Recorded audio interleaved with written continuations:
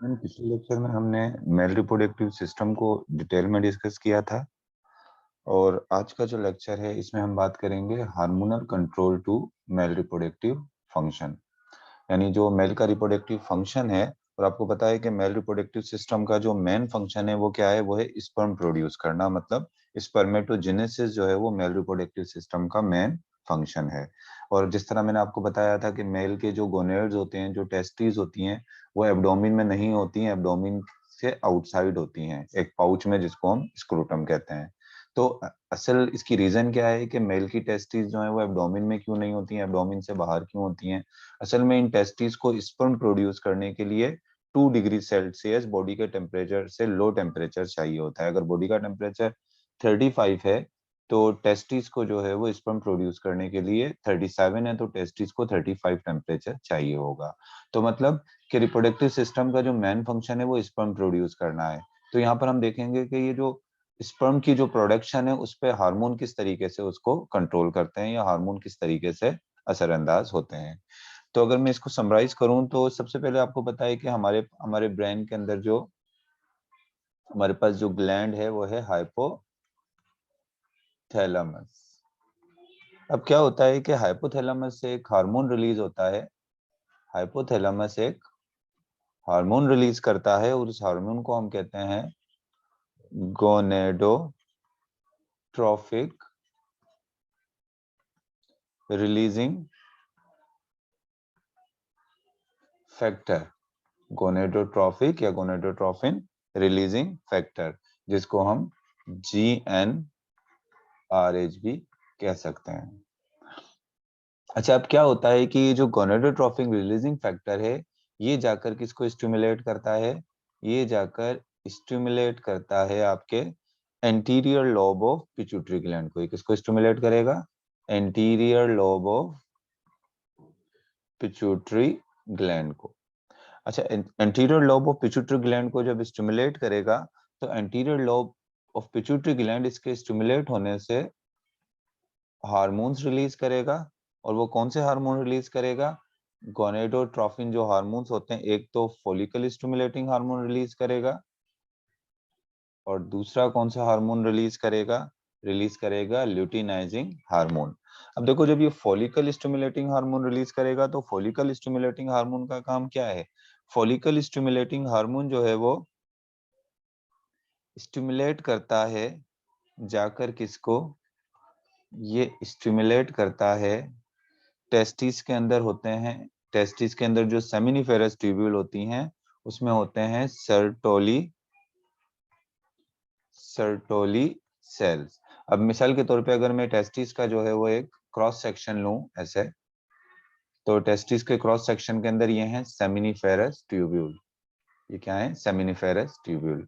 इन seminiferous tubule के अंदर कुछ सेल्स होते हैं जिनको हम कहते हैं सर्टोली सेल्स। कुछ इलोंगेटेड सेल्स होते हैं जिनको हम क्या कह रहे हैं? Sertoli cell. तो ये फॉलिकल स्टिमुलेटिंग हार्मोन जाकर किसको स्टिमुलेट करता है? इन सर्टोली सेल्स को जो है वो स्टिमुलेट करता है। सर्टोली जो सेल्स होते हैं, ये किस तरह के सेल्स हैं? ये बेसिकली इलोंगेटेड सेल्स हैं। ये लोंगेटेड सेल्स हैं। और where they are found in seminiferous tubule. ये किसमें होते हैं? ये सेमिनिफेरस ट्यूब्यूल्स के अंदर जो है वो मौजूद होते हैं। अब ये सर्टोली सेल्स का जब स्टिमुलेट होते हैं तो ये काम क्या करते हैं? बेसिकली सर्टोली सेल जो हैं ये काम ये करते हैं कि ये स्पर्मेटिड्स जो होते हैं, स्पर्मेटिड्स जो बनते हैं, आपको पता है सेमिनिफेरस ट्यूब्यूल्स के अंदर जो है वो, ये सेमिनिफेरस ट्यूब्यूल की ये जर्मिनल एपिथेलियल है तरीके से। यहाँ पर ये जर्मिनल एपिथेलियल सेल हैं। इन्हीं में कुछ जर्म सेल्स होते हैं जो क्या बनाते हैं? जो स्पर्म बनाते हैं। अच्छा, स्पर्म जो है वो मैच्योर होने से पहले स्पर्म जो है वो किस कंडीशन में होते हैं? वो होते हैं स्पर्मेटिड्स की फॉर्म में। वो किसकी फॉर्म में होते हैं? स्पर्मेटिड्स की फॉर्म में होते हैं। तो इन सर्टोरी सेल्स का काम क्या होता है? ये स्पर्मेटिड्स को नरिश करते हैं। इनको हम नर्सिंग सेल भी कहते हैं, सर्टोली सेल्स को। जब स्पर्मेटिड्स को नरिश कर कर ये जो है वो स्पर्म प्रोडक्शन को कंप्लीट करने में क्या करते हैं? हेल्प करते हैं। तो what are Sertoli cells? Sertoli cells basically are elongated cell they are found in seminiferous tubule and they nourish spermatid. ये किसको nourish करते हैं? Spermatid को करते हैं. And complete development of sperm from spermatid. और spermatids को sperm में convert होने में क्या करते हैं? हेल्प करते हैं. सर्टोली सेल्स को कौन स्टिमुलेट कर रहा है कि वो नरिश करें किसको? स्पर्मेटिड्स को. इसको स्टिमुलेट कर रहा है follicle stimulating hormone. Follicle stimulating hormone कहां से सीक्रेट हो रहा है? Anterior lobe of pituitary gland से. और anterior lobe of pituitary gland को फॉलिकल स्टिमुलेटिंग हार्मोन सीक्रेट करने का मैसेज कौन दे रहा है? वो दे रहा है गोनेडोट्रोफिक रिलीजिंग फैक्टर GnRH. और वो कहां से रिलीज हो रहा है? हाइपोथैलेमस से. अब दूसरी तरफ हम देख लेते हैं कि ये ल्यूटिनाइजिंग हार्मोन जो है ये क्या काम करता है? ये किसको स्टिमुलेट कर रहा है? तो ल्यूटिनाइजिंग हार्मोन स्टिमुलेट करता है कौन से सेल्स को स्टिमुलेट करता है? ये स्टिमुलेट करता है लेडिंग सेल्स को. लेडिक सेल्स को जो है वो क्या करता है? स्टिमुलेट करता है. अभी लेडिक सेल्स बेसिकली कहां पर पाए जाते हैं? आपको बताइए हमारे टेस्टिस में जो ये सेमिनिफेरस ट्यूब्यूल्स हैं, इन सेमिनिफेरस ट्यूब्यूल के दरमियान में, टेस्टिस में सेमिनिफेरस ट्यूब्यूल के अमंग ये कुछ सेल्स मौजूद होते हैं जिनको हम क्या कहते हैं? जिनको हम कहते हैं लेडिक सेल. इंटरस्टिशियल सेल्स भी कहते हैं या इनको हम लेडिंग जो है वो सेल कहते हैं. अच्छा, ये जो लेडिंग सेल्स होते हैं इनको जो है लेडिक सेल जो है इनको किस चीज के लिए स्टिमुलेट करता है ल्यूटिनाइजिंग हार्मोन? इनको स्टिमुलेट करता है कि ये एक सेकंड हार्मोन रिलीज करें,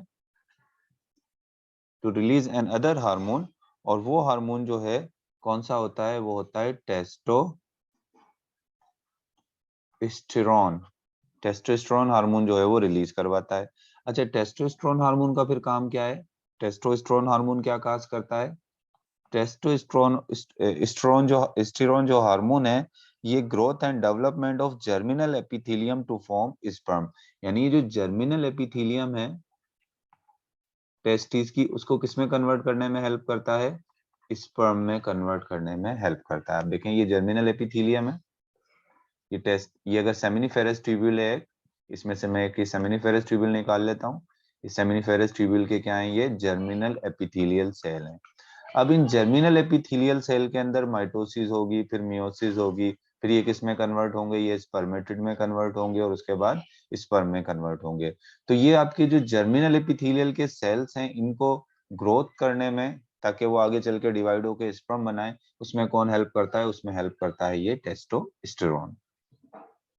तो देखें यहाँ पर टेस्टोस्टेरोन और ये जो फॉलिकल स्टिमुलेटिंग हार्मोन है, दोनों ही अपने अपने तरीके से जो है वो स्पर्मेटोजेनेसिस यानी स्पर्म की फॉर्मेशन में हेल्प कर रहे हैं. देखो टेस्टोस्टेरोन किस चीज में हेल्प कर रहा है?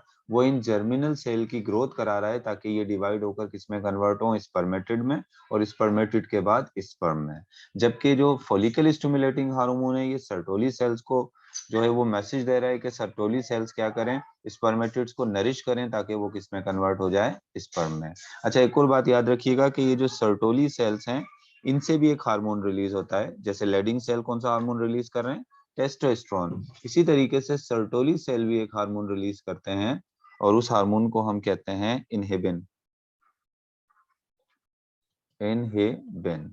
और इस इनहिबिन का हार्मोन्स का बेसिकली जो है वो काम क्या होता है? ये बेसिकली कंट्रोल करता है, control the spermatogenesis eight normal rate. यानी स्पर्मेटोजेनेसिस आपकी एक नॉर्मल रेट में हो. ऐसा ना हो कि बहुत ज्यादा स्पर्मेटोजेनेसिस भी नहीं होनी चाहिए, बहुत ज्यादा भी स्पर्म प्रोड्यूस ना हो. स्पर्म एक नॉर्मल रेट में प्रोड्यूस हो. तो उसको कौन कंट्रोल करता है? उसको कंट्रोल करता है ये इनहिबिन हार्मोन. और from where inhibin hormone are release? They release from Sertoli cell. तो what I told you about the hormonal control of male reproductive system. I told you that the main function of male reproductive system is to produce sperm by a process of spermatogenesis. How hormones are involved in the process of spermatogenesis? First of all, what I told you that there is hypothalamus. Hypothalamus release a hormone. This hormone is called gonadotrophic releasing factor, GnRH. This hormone move toward, or this hormone go toward transfer to anterior lobe of pituitary gland.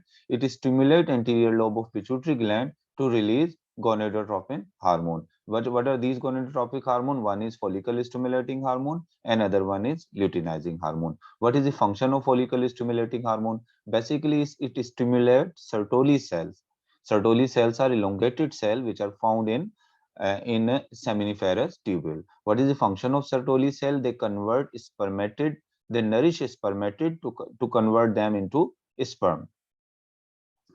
And there is another function of Sertoli cell, that Sertoli cell release inhibin. What is inhibin? Basically, inhibin is a hormone which control the spermatogenesis, or which keep the spermatogenesis at its normal rate.